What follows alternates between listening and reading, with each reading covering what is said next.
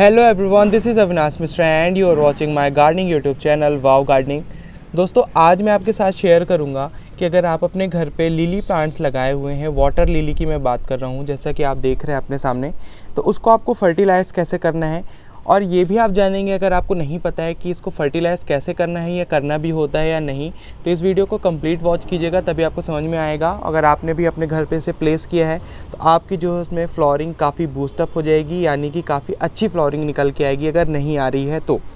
देखिए, जनरली जब आप इसे लगाते हैं तो जो आप सॉइल मिक्सर इसमें यूज़ करते हैं वो काफ़ी चिपचिपी मिट्टी का होता है, क्योंकि ये आप जनरली देखेंगे कि काफ़ी बड़े बड़े जो तालाबों वगैरह में मिलता है, तो उसमें क्या होता है कि कोई सॉइल रिफाइन वगैरह तो करता नहीं है, बट उसमें क्या होता है कि जितनी भी लीव वगैरह रहती हैं और जितने भी वीड्स उगती हैं अलग अलग तरीके के, जैसे घास फूस निकल आती हैं, आप कई बार देखते हो, तो उसमें क्या होता है कि वो अपने आप दोस्तों नेचुरली जो है गल के सड़ के अपने आप जो नीचे जाता है, और वो जो है उसकी लाइफ साइकिल चलती रहती है।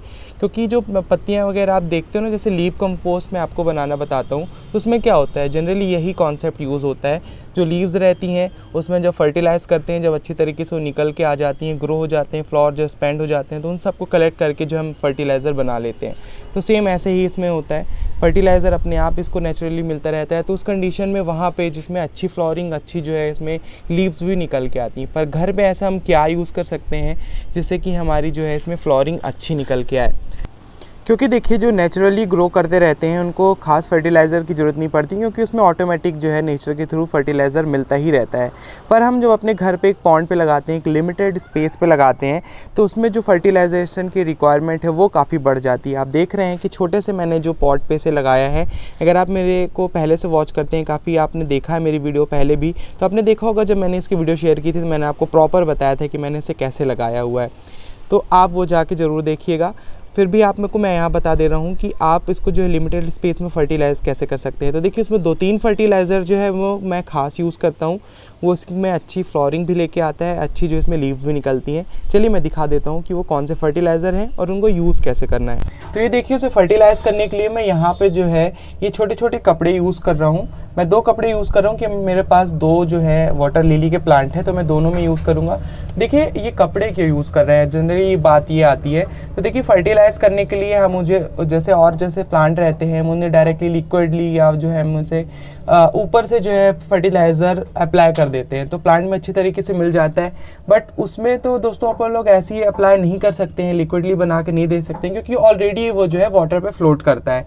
इसलिए जो है हमें इसे ऐसे छोटे छोटे पॉकेट्स या पैकेट्स में बना के फर्टिलाइज़ करना पड़ता है, ताकि जो है आराम से प्लांट में अच्छी तरीके से डिज़ोल्व होते रहें धीरे धीरे और प्लांट को मिलते रहें। इसलिए हम जो ये है कपड़ों का यूज़ करते हैं। मैं जनरली इसमें कॉटन के कपड़ों का यूज़ करता हूँ, उसमें क्या अच्छी तरीके से प्लांट में फर्टिलाइज़ हो पाता है।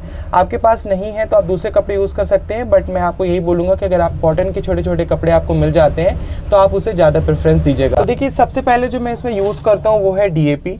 तो देखिए, DAP के कुछ ग्रैनुअल्स मैं इसमें ले लेता हूँ, कुछ इसमें।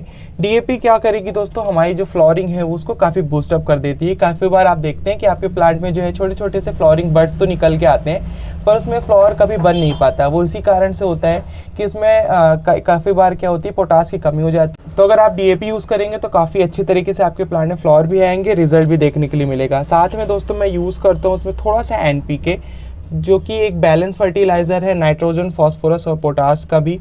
तो देखिए, इसमें आपकी लीव भी अच्छी तरीके से ग्रो करेंगी, काफ़ी शाइनी भी उसमें जो है लीव्स आएंगी, और कलर भी काफ़ी अच्छा जो प्लांट्स में फ्लावर का आएगा वो काफ़ी अच्छा आएगा। साथ में थोड़ा सा मैं इसमें यूज़ करता हूँ दोस्तों Epsom salt. Epsom salt optional है, अगर आप यूज़ करना चाहें तो करें, वरना आप रहने दें। एप्सम सॉल्ट यूज़ करने से क्या होता है कि थोड़ा सा कलर जो है काफ़ी अच्छा बन के आता है प्लांट में, इसलिए मैं इसे यूज़ कर रहा हूँ। तो देखिए, बस हम इसको अब जल्दी से पैकेट बना लेंगे।